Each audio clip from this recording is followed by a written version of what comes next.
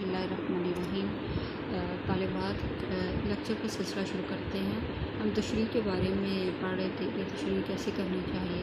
तो जो अलिफ देखिए कि इसका जो आपको जो दिया गया है पैराग्राफ सफ़ा नंबर 1 का आखिरी पैराग्राफ है, यानी इस सबक का तीसरा पैराग्राफ कि उनका एक कारनामा जो नहायत काबिल कदर है सलातीन बनी उमैया की नाजायज़ कार्रवाइयों को मिटाना था।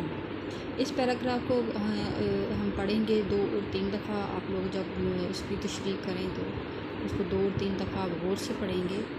और इसकी तशरीह करने से पहले जैसे कि मैंने आपको बताया कि आप हवाला मतन लिखेंगे जिसमें मुसन्निफ़ का नाम और सबक का नाम होगा।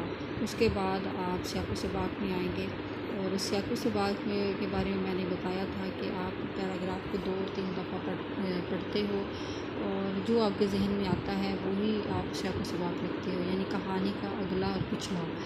तो आप सबक का जब खुलासा सियाक़ो सबाक़ लिखें तो आपने इब्तिदा इन अल्फाज से करनी है कि ज़ेरे तशरीह इबारत से पहले मुसन्निफ़ बताते हैं या तशरीह तलब इबारत से पहले मुसन्निफ़ बयान करते हैं कि अल्लामा इब्न जुज़ी बहुत मशहूर मुहद्दिस गुज़रे हैं।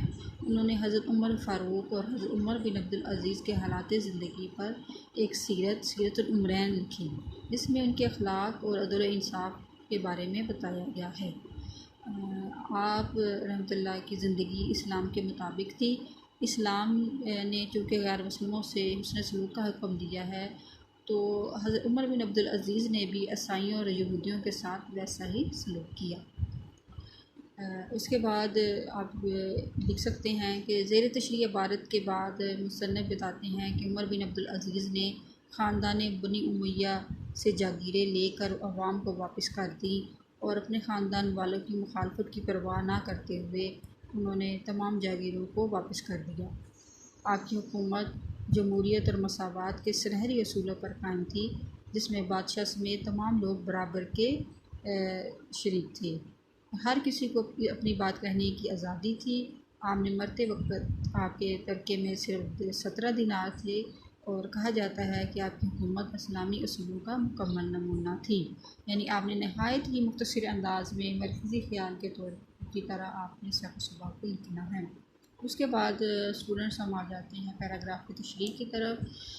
पैराग्राफ की तशरीह में देखिए कि मैंने पहले भी आपको इसकी वजाहत कर दी थी, अब मज़ीद करूँगी ताकि ये चूँकि ये तशरीह के हवाले से आपका फर्स्ट लेक्चर है तो तशरीह और सियाक़ो सबाक़ की बहुत अच्छी तरह समझ आ जानी चाहिए ताकि मज़ीद नेक्स्ट जो हैं वो आप खुद से ये तशरीह और सियाक़ो सबाक़ कर सकें। तो तशरीह देखिए तो उनका एक कारनामा जो नहायत काबिल कदर है सलातीन बनी उमैया की नाजायज़ कार्रवाइयों को मिटाना था। तशरीह की इब्तिदा आप इस तरह कर सकते हैं कि ज़ेर तशरीह इबारत में अल्लामा शिबली नुमानी उमर बिन अब्दुल अज़ीज़ की एक नुमायाँ और कारनामे की तरफ हमारी तवज्जो दिलाते हैं जो हर लिहाज से काबिल कदर है।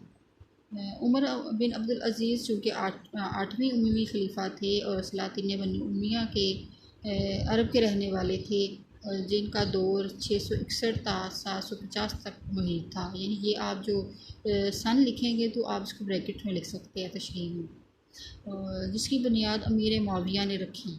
बनु उमैया के ख़ानदान के तमाम हुक्मरानों की तादाद 14 थी और बनु उमैया भी जब खिलाफत के अहदे पर फाइज हुए उन्होंने खिलाफत को मलूकियत और आमरियत पर कुर्बान कर दिया। ये चीज़ इंसान की जिबिल्लत में होती है, यानी इंसान की फितरत में होती है कि अव्वल से दस्तूर रहा है कि जब इंसान के हाथ में इक़्तिदार आता है वो अपनी ज़ात को मुतलक़ इनान और लोगों के जान माल का मजाजी खुदा समझने लगते हैं। यानी हमने देखा है कि जितने भी हुक्मरान इस दुनिया से गुज़रे हैं वो ज़्यादातर यही है कि वो अपनी अवाम की या रियाया की दौलत की जागीरों को अपनी विरासत समझना शुरू हो जाते हैं क्योंकि वो समझते हैं कि हम हुक्मरान हैं। तो हम अल्लामा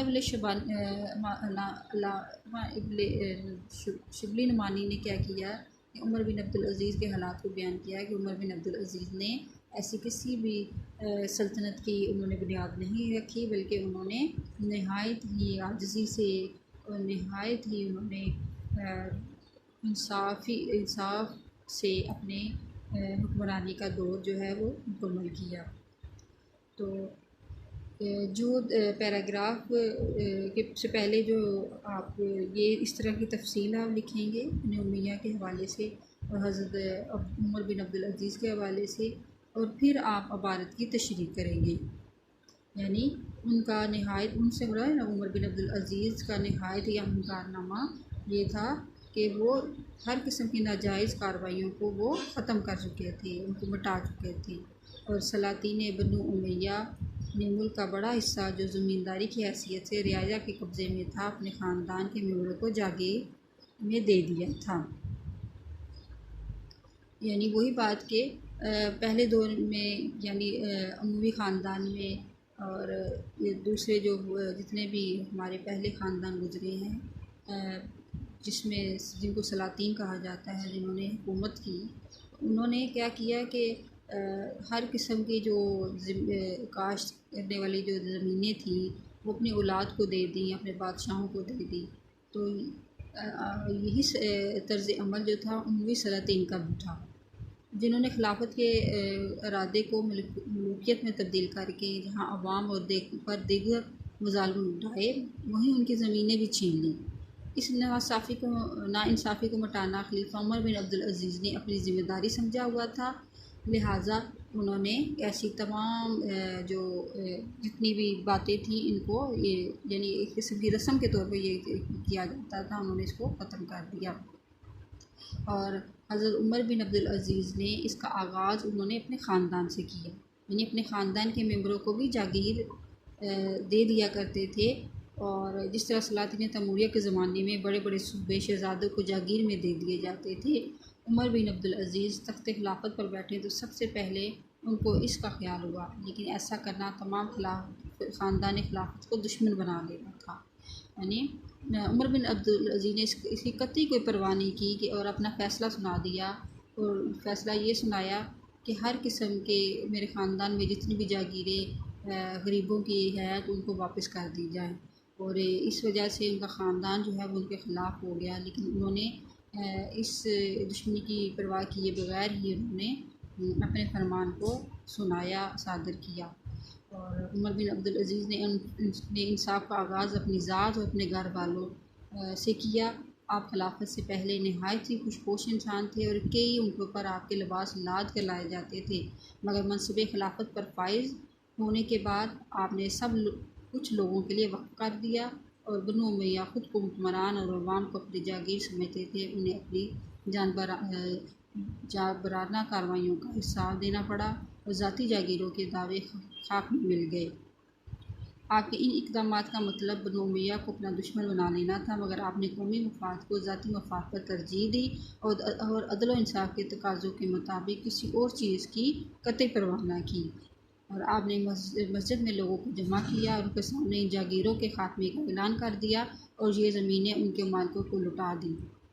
और इस तरह आपने इंसाफ की और इस्लामी सल्तनत की बुनियाद रखी। अज़ीज़ तालिबात, उम्मीद है कि आपको ये समझ आ गया होगा कि तशरीह क्या करनी है।